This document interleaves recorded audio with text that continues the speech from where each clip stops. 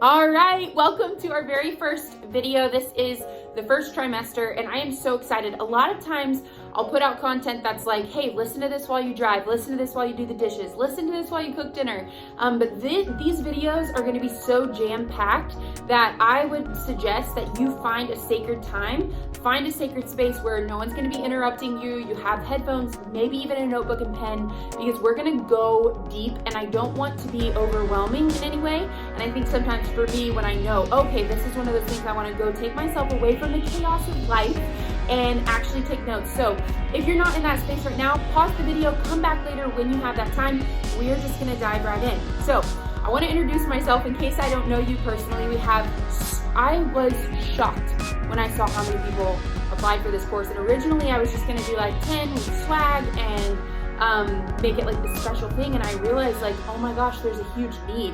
People want to feel empowered in pregnancy more than ever because it's not just us on the line anymore. We have a little baby, or even a lot of mamas or wannabe mamas who are, you know, looking for answers for when that time comes. And so I remember when so I have 3 kids, Moses, Lennon, and Mac. They are right now 5, 3, 1, and then I'm expecting another baby in October or November, we'll see. And I've actually been pregnant 7 times. And so through the losses, I dove in deep with research because, you know, you always wonder, is there something I could have done better? Is there something I could have changed? And just learned a ton about pregnancy, and I've kind of just been like a guinea pig through the whole thing. And so I remember when I got pregnant with Moses, we were going into the hospital, you know, like 6 weeks before you actually deliver. They recommend you set up a hospital tour and go in and see the location and see the rooms, so just to get yourself familiar. And I remember they asked if I had a birth plan, and I did, and I gave them my piece of paper, you know, and I had all of these like, you know, like bullet points, and I had all these things that I wanted them to know. And it was so cool because they asked me all these questions like, do you want to do this routinely? Do you want to do this? How do you feel about this? And I had all my answers because I had gone on Pinterest and Google and searched, and I loved that feeling of being empowered. And I even also kind of loved the feeling of my husband, Eli. He was so impressed with me. And I remember him being like on the way back, like, wow, he complimented that I like knew my stuff and I had done research, and it felt so good to feel like, oh my gosh, I'm a good mom, you know? So when I was putting this together, all that to say, originally it was just gonna be 10. I just couldn't. I was like, we need to give this information to everybody because I know how much all of the free blogs and YouTube videos helped me. And if I can like pass that on to you, oh my gosh, that just make my day. So I have my iPad here. By the way, if you don't have an iPad and you work from home or you do stuff like this, you need an iPad. Just get one. It's amazing. And when you do, get the pen because this pencil is awesome. And it's really fun for when the babies come because the kids absolutely love to color on it. So, all right, I digress. So let's start off very first trimester. You're going to have a first appointment, right? You're going to book a first appointment, whether that's at the hospital, a birthing center, or a home birth. You'll have a first appointment. You're going to want to you're going to want to decide what kind of provider you want based upon the kind of birth that you want. And most moms instinctively kind of know what they want. And so they'll just kind of go that route. You can do tours, go tour the hospital, go tour a birth center. I mean, you don't need to tour your home, but go talk with a midwife and figure out kind of what energy you want in your birth. I did a podcast all about hospital versus home birth. If you're curious, you can check that out. I'm not going to go into that because most of you probably know, like, the differences are home births kind of let you do it more on your own. Hospitals are more regulated and more basically they have emergency equipment. So if that's something that you're, you know, concerned about, you probably already know that. And that's not something we're going to dive in too deep about this, but I will say if you have questions or you're not sure, go check out the podcast, check out the movie, The Business of Being Born, and that will kind of give you some ideas. But when you go into your first appointment, whether you're going to a midwife, a birthing center, or you're going to a hospital, you'll most likely have blood work that they'll do at the very beginning. And this blood work typically is for the sake of monitoring and making sure that your HCG levels are doubling or they're growing day by day or every 48 hours. One of the things that I recommend in order for a healthy pregnancy, point number one, I'm totally not going to do points because that would just be overwhelming, but I would ask them to also do a progesterone panel. The reason for this is progesterone is vital for keeping the pregnancy safe and viable. And a lot of doctors won't recognize that as something to look at. Through my research after miscarriage, I learned it was really important for me. Had someone told me that at the beginning, it would have saved me a lot of heartache. And so I just always like to share that. Now, when I had my second pregnancy and I asked specifically for a progesterone panel, I was laughed at, like from the nurse and the nurse on call at the doctor's office that I was using. And they acted like it had nothing to do with pregnancy and totally just acted like I did not know what I was talking about. And so I said, basically I said, I'd like to get my progesterone panel. I'd like to know what the number was. And the nurse was a male, and he said, well, that doesn't actually matter. I said, well, it actually does, and I'd like to know because it's my blood work. So, you know, what is the number? Typically, I'm very non-confrontational, but I'd just been through a loss, so I was really like on edge. And he said, well, this was the number, and it was like something extremely too low. I said, well, that's too low. And he said, okay, well, I'll pass this information to the doctor. Had I not pressed for my own and been my own advocate, I would never have gotten a prescription for progesterone, and my history shows that I would not have maintained that pregnancy, which is my son Moses. So progesterone is super easy to check with lab work, and it's a chart that you can follow. If your doctor is not on board with this and you need another solution, Google NAPRO, NAPRO, doctors in your area. NAPRO doctors have a theory that is a chart that basically shows by research what progesterone needs to be in what segment of pregnancy. So I have I will send this link in some sort of document when I send this video, but there is let me see if I can find it real quick. There is a chart that you can get online. Just literally Google NAPRO chart, and there's a chart that shows what your progesterone should be. There's zone 1, zone 2, zone 3. And NAPRO doctor recognizes that a lot of progesterone taken orally, which I've done in sustained pregnancy, actually gets absorbed and fluctuated out by the liver. And so they recommend doing shots of progesterone. If you have to do that, I will tell you it's not pleasant. I'm doing that right now. It's not the best experience in the world, but the peace of mind and going back and getting my lab work done, confirming that it's actually raising my progesterone, really has given me a lot of confidence in this pregnancy. Okay, so there we go. That's progesterone. That's first appointment. At that appointment, they're going to give you a bunch of details and rules and regulations on what you can and cannot eat. Sushi, you know, all of the like lunch meat and like mayo or whatever they say, you know, they'll give all of that to you, and you'll have all of these like, new restrictions. Yeah, so you'll just have to do your research on that. I personally don't really monitor what I eat a ton in the first trimester. If I'm craving something and it's healthy for me and it has vitamins and nutrients and it fits with my Feed My Body nutrition, I will eat it. And most of the time, those things that they're telling you not to eat aren't that great for you anyway, so it's perfect. Okay, so one of the most common questions or issues that we have in the first trimester is sickness. And I want to give you a little bit of like a timeline for me, because my first 2 pregnancies were like hell. I was throwing up every day, and not just in the morning. I was so sick I could not keep food down. Nothing sounded good, and when something sounded good, it was like maybe around 3 o'clock in the afternoon. It was just this one little window of time, and it would be one specific thing that I could go get. And I was like, by the time 13 weeks came along, and to those mamas who have this sickness, like the entire time, my heart is like going out to you, because I only had it for those first 3 months. But man, that was really, really rough. And I, before I got pregnant with my daughter Lennon, I came across a blog, and I will send it again in the recap of this video. And it's from the Healthy Honeys, and it talks about natural ways to support your body so that you don't feel sick. And I did these things with my second pregnancy, or it was actually my my fourth pregnancy by that point, because I had experienced some miscarriages, but I did these things and my pregnancy was night and day different. Now, here's the good news. Some of this stuff, I guess here's the bad news. Some of this stuff are things that you want to be doing before pregnancy, and some of them are, and the good news is some of these things are things you can do in pregnancy. And so you can pull up that blog link right now. We can look through it together, but I'm basically going to read through these. It's very detailed and it's a lot of information, but it is so helpful. Okay, so the first thing that they talk about is magnesium.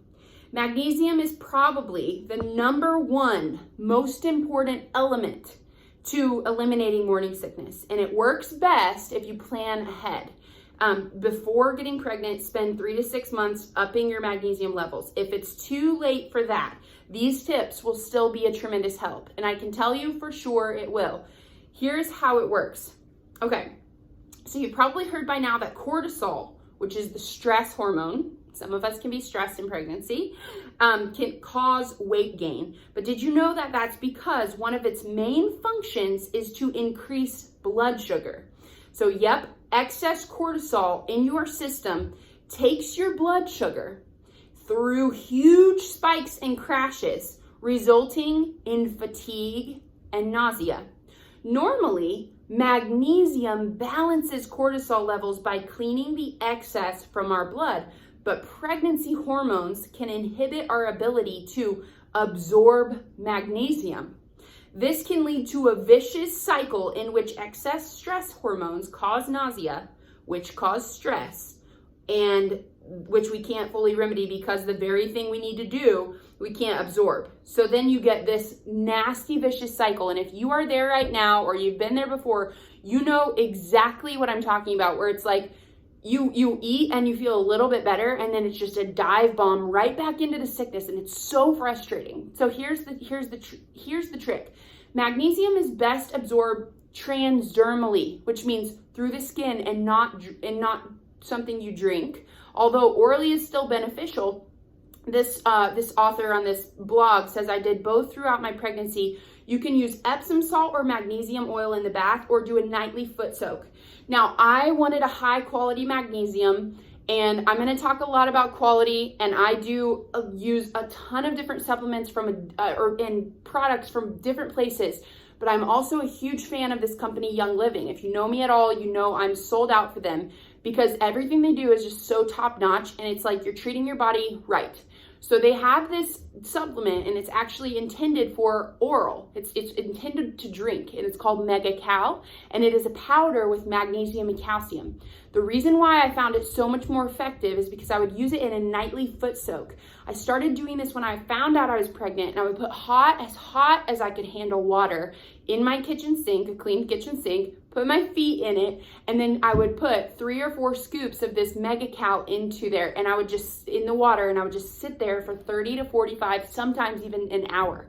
What I noticed is that the day after I did that, my body felt so much more able to be more equipped to be able to handle all of the smells, all of the senses, and I was not as sick. It was just miraculously. So you can do oral magnesium, you can do a spray. I noticed for me, the most effective thing was the Mega-Cal from Young Living.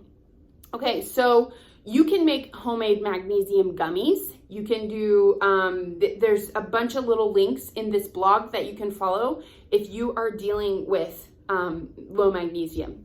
The next thing that they recommend in this blog is cod liver oil as a secondary source for vitamin D next to the sun. And the reason for this is vitamin D is really essential for proper magnesium absorption. So if you're feeling really sick and you're doing all the things that you should be doing, and you're doing the magnesium soaks and you're drinking it or you're eating it or whatever, and you're still not feeling better, maybe it's time to check your vitamin D. Last year, I did a blood panel just to check how I'm feeling routinely, and I found out that my vitamin D was really low, which was really interesting, that I have a tendency to be sick in pregnancy, and also my vitamin D was low. Just something to think about. They talk about a prenatal supplement in this blog. I'm actually going to recommend something different later on in this video, so stay tuned for that. Okay, so they also talk about in this blog bone broth and gelatin. So gelatin is essentially bone broth. Bone broth is how broth is used, broth used to be made. So if you've ever heard someone tell you that chicken soup will help you feel better, it's not necessarily because of all of the like flour and egg that's in it now. That is like not really a healthy soup.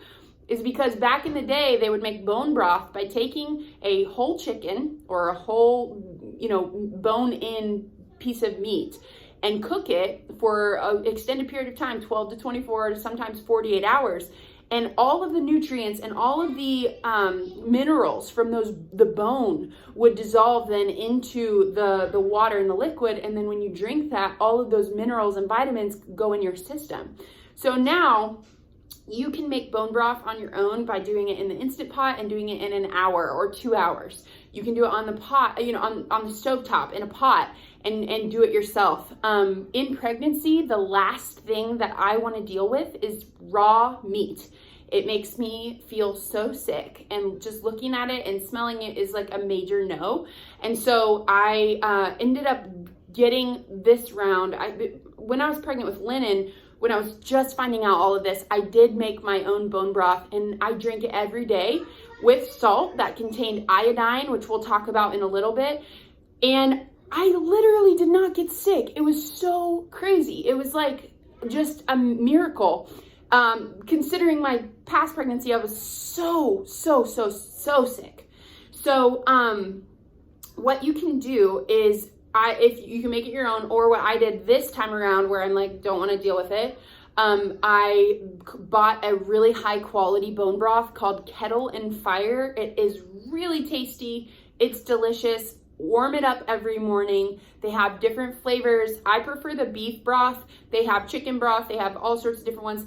It is very expensive considering what it is, but like it's like $6 or $7 per, and I would drink half. So it was like basically $3 every morning, $3.50 every morning, and I would drink that. But I was getting 10 grams of protein per serving, which first thing in the morning, it helped me so much. Another trick I'll tell you, I bought paper straws on Amazon. Instead of drinking it where I would have to lift up the mug and bring it close to my nose, because in the morning I was extremely sensitive with all of the aromatics around my house, I would just do a straw in the mug and drink it where I didn't really have to smell it. Once I could get it down, my next 30 minutes were like so much better, and it would just set me up for the day to be so much more successful. In this blog, they talk about soups that you can make with bone broth. There's stuff all over the internet. If you cannot handle it, have someone that loves you come alongside and just commit to warming it up for you every morning or whatever.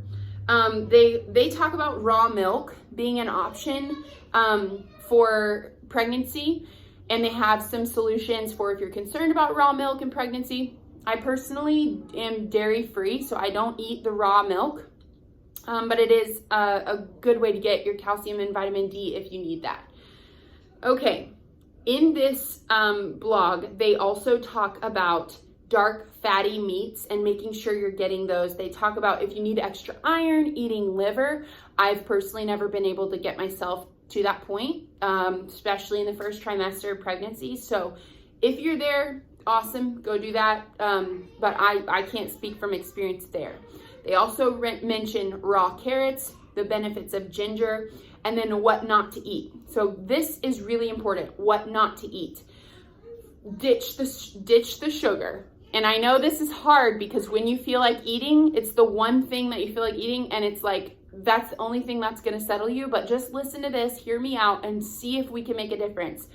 For every molecule of sugar you consume, it requires 54 molecules of magnesium to process it. Basically, sugar leaches vitamins and minerals from your body, including magnesium. If you don't eat it, you will feel better, most likely.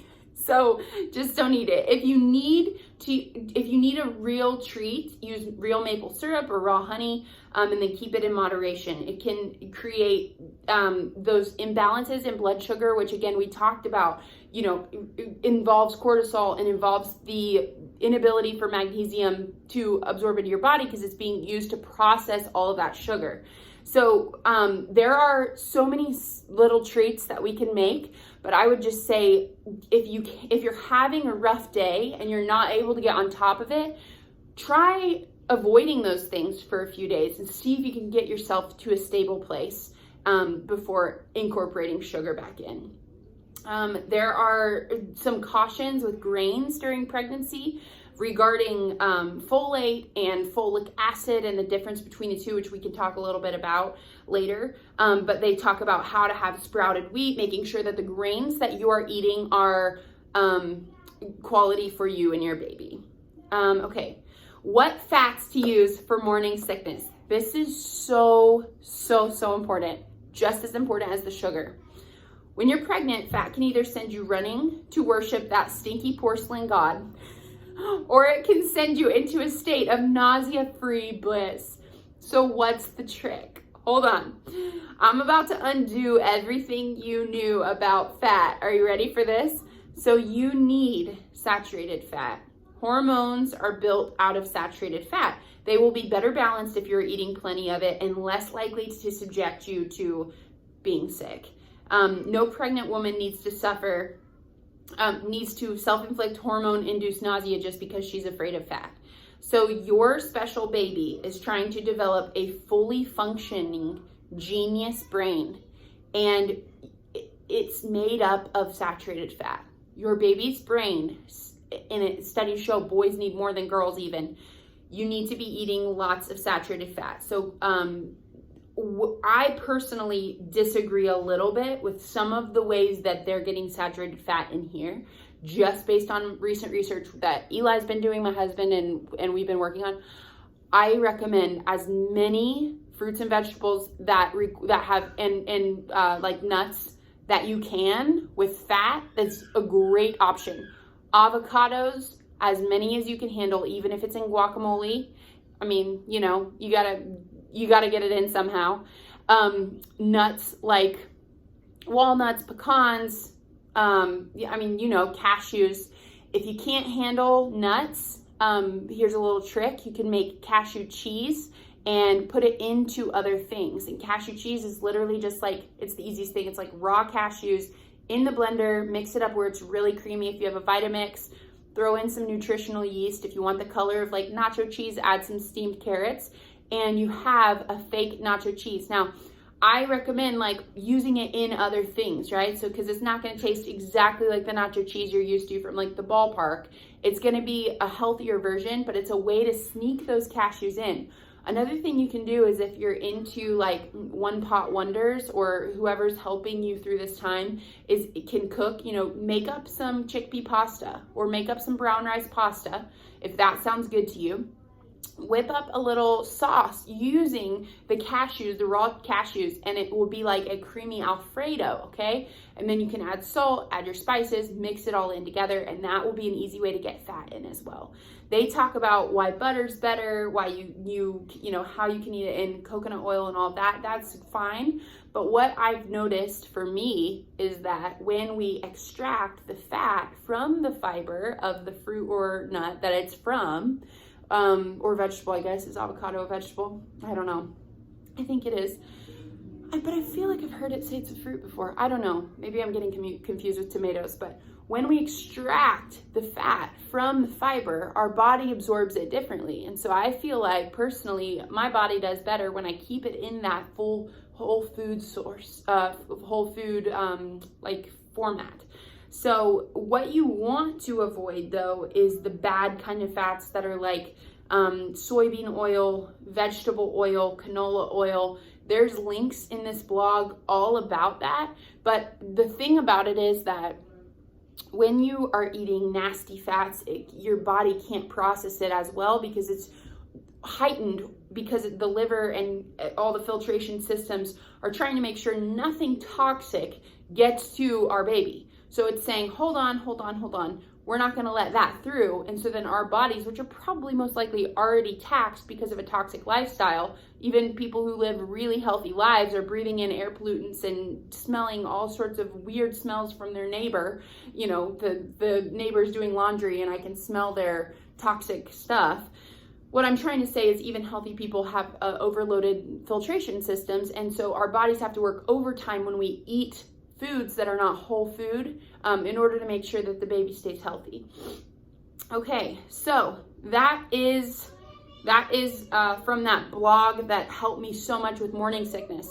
Another thing I want to mention is a way that you can really help your body to be able to deal with everything in the environment easier is to get out the toxic products that are in your home.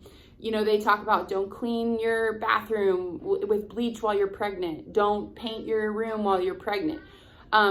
It's really important to notice, like, what are you doing your laundry with?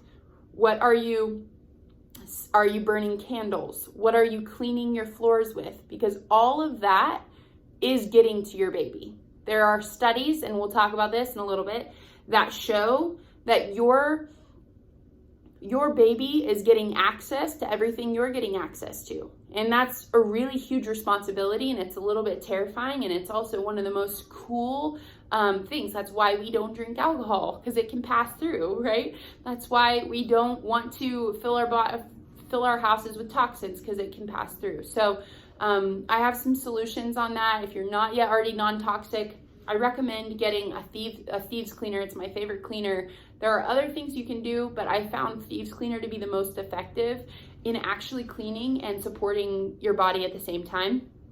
Okay, one more thing on sickness. If you are dealing with sickness and you're not yet non-toxic, your body could be recognizing and is recognizing all of those things as toxic, and it's just one more thing to deal with. So get it out. Peppermint essential oil in the toilet bowl has been really helpful for me. If I'm feeling sick and I'm just trying to breathe and I'm like sitting over the toilet and I'm like, whoo, I just put a drop of peppermint oil in the toilet water, and it just creates kind of this aromatic experience that helps settle my stomach faster. It also, this is really gross and TMI, but when I get sick, that smell grosses me out so much that I then want to get sick again, because it's like this vicious cycle. Like, that's disgusting. Now I'm sick again. So the peppermint oil can neutralize that smell for me.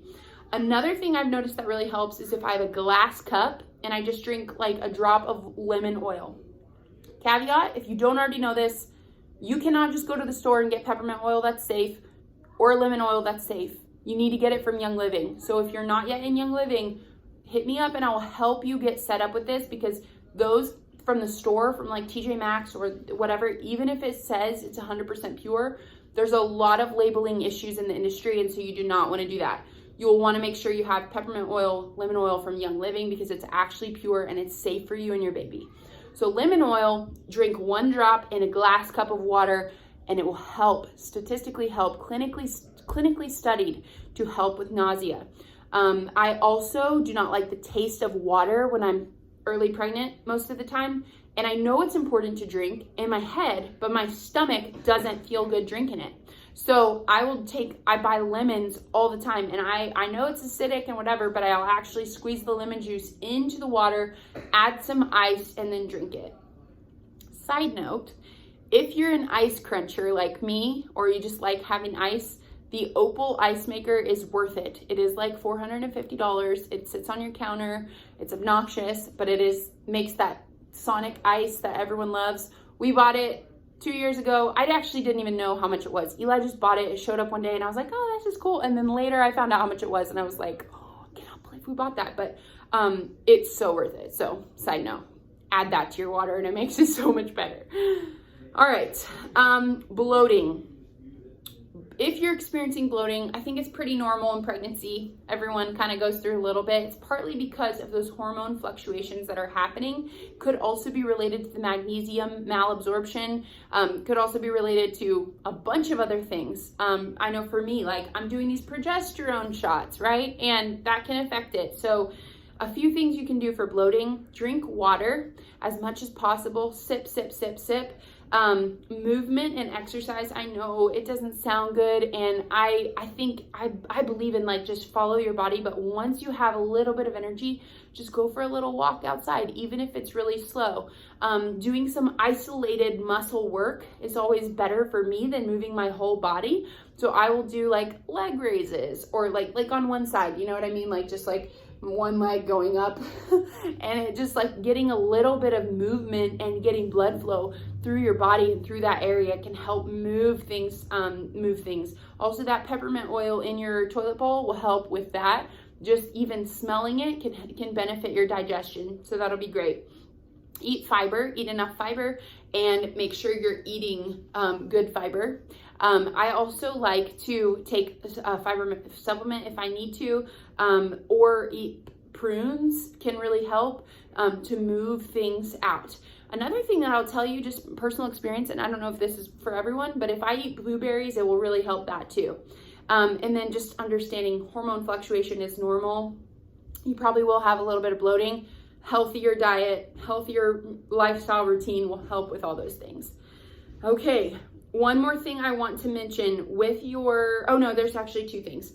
So with your, if you go to a traditional hospital setting, they will probably recommend you get a flu shot in the very first trimester if you haven't had a flu shot. The idea is basically that they are suggesting if you get a flu shot, it puts you at a lower risk for getting the flu, and pregnant women experience a heightened symptoms with the flu. The idea is that if you get the flu shot, you will have a less chance of getting the flu, and also that your symptoms will be lessened if you do get it. So I think I just repeated myself like 3 times, so that's fine. Just pretend that all made sense. So they also suggest that because a baby cannot get a flu shot for 6 months, when you get a flu shot, you are protecting your baby. I personally feel like a conviction to share that I do not think that that is the way it has to be. Research shows that the placenta actually does not keep neurotoxins from entering the baby. Your body is working overtime to make sure that there are no neurotoxins getting into your baby. So your liver, your kidneys, all of your filtration systems are working really hard to keep your baby safe, because our bodies are intelligent and know that's not healthy, and so we don't want to get in there. When researchers examined the umbilical cord of 10 U.S. babies born in August and September of 2004, they found a total of 287 industrial chemicals. Of those, 180 were carcinogens, 217 were toxic to the brain. Numerous environmental contaminants can cross the placental barrier. A National Institute of Health report noted, to a disturbing extent, babies are born pre-polluted. Of course, just because a newborn has carcinogenic or neurotoxic chemicals in her cord blood doesn't mean she'll develop cancer or learning impairments. Still, most of us would prefer to err on the side of caution. Just because it's not as dramatic as cancer doesn't mean it's not a burden on their little system, one more thing for them to have to deal with. Cancer isn't caused because of one thing, it's a buildup of a lot of things. This means that pregnant women should avoid environmental toxins as conscientiously as they do avoid cigarettes, except it's a lot easier to turn down a smoke than it is to say no to contaminants. That is vital to understand. So when you're going into situations where you feel like a newbie, you feel like you don't know what you're talking about, you really do feel like, who am I? I had these feelings. Who am I to say no to a flu shot? Or whatever. You are the mom, and whatever happens, you are responsible for the decisions that you make. And it's a nasty thing to it's like, well, bummer. I wish I could just take all the credit and not any of the blame. But the truth is, we get the responsibility. And so I'm not telling you either way, which way to go. I'm just telling you that you as a mom have options. And it's important that you know that you have the ability to say, I don't feel comfortable with that. I don't want to do that. I don't feel comfortable with that. And when pressured and asked why, you can say you need some time to research and give data, or you can say, here's my data. And even if your data doesn't line up with their data, all I'm telling you is you as the mom have full right to make that decision. And don't, I'm going to say this and then I'll kind of, don't make anyone feel bad, make you feel bad. You have that power. Don't let anyone make you feel bad. You have that power to say, I'm not going to feel bad about the way that they acted toward me, because it's none of my business how they feel. It's my responsibility what I do. Okay. All right.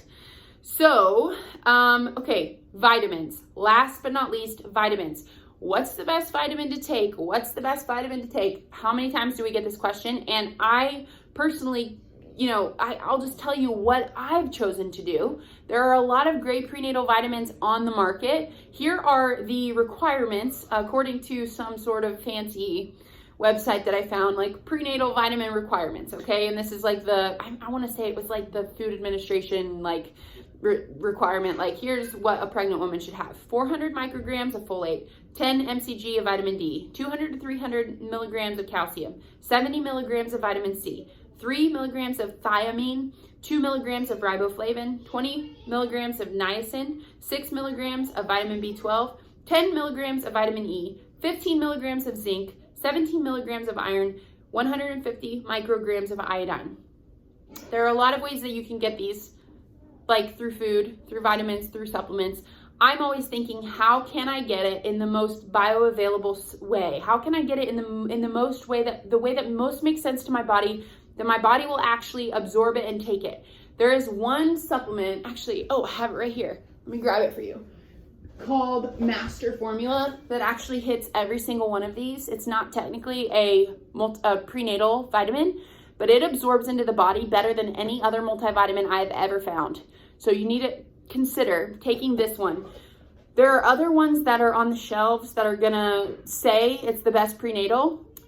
Basically, the difference is you can either get vitamins from whole food sources, or you can make it in a lab. That's a very similar constituent, or what am I trying to say, composition, but your body doesn't absorb it the same way because it's not natural. And so all of this is coming from whole food, and that's what I really appreciate. So everything you need is in Master Formula except for one thing, which is the iodine.